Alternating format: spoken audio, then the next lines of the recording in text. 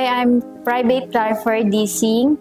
I'm from BSBA Marketing Management, Batch 2016. Currently employed at Armed Forces of the Philippines, particularly Philippine Army. Magti 3 years na po ako sa service ngayon. As a student of National University before, at the same time, student athlete din ako. Yung experience ko as a student athlete, hindi siya naging madali before kasi kailangan namin mag-balance between academics and training namin, sports, split report.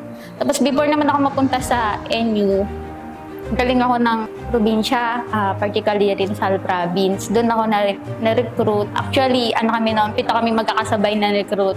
Tapos kami yung pioneer ng softball team. Kami yung kauna-unahang team na nabuo dito ng softball team. Tapos nung time na yon, hindi namin din akalain na maglalaban kami ng championship. Kaya pero naka-silver naman kami. Nakaalis ako ng NU mga May 2016.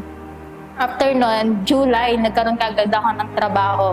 Isa din ng reason si NU kung ba't ako kagad nagkaroon ng trabaho. Nagkaroon ako ng trabaho sa SM.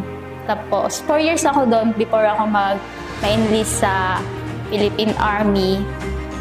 Around 2021, nagpaalam ako doon sa boss ko sa SM. Sabi ko, "Ma'am, mag-a-apply po ako ng sundalo." Sabi niya, nandito pa rin yung SM family para sa'yo.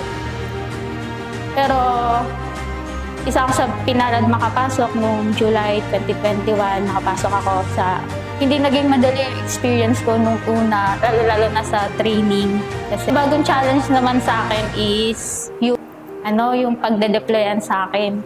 Kasi lalo na sa Philippine Army, pwede ka mapunta ng Luzon, pwede ka mapunta ng Visayas, pwede ka mapunta ng Mindanao. At mga March 2022, na-deploy ako.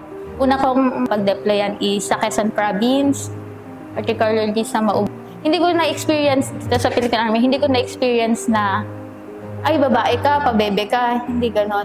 Ang sabi ko, hindi porket bago ako sa service, hindi porket babae ako, hindi ako bibigyan ng bigger role or responsibility na malaki. Hindi porket babae ka, hindi mo kaya.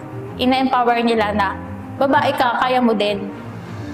Importante sa akin na maging connected sa National University because nalalaman ko din yung na-update sa National University.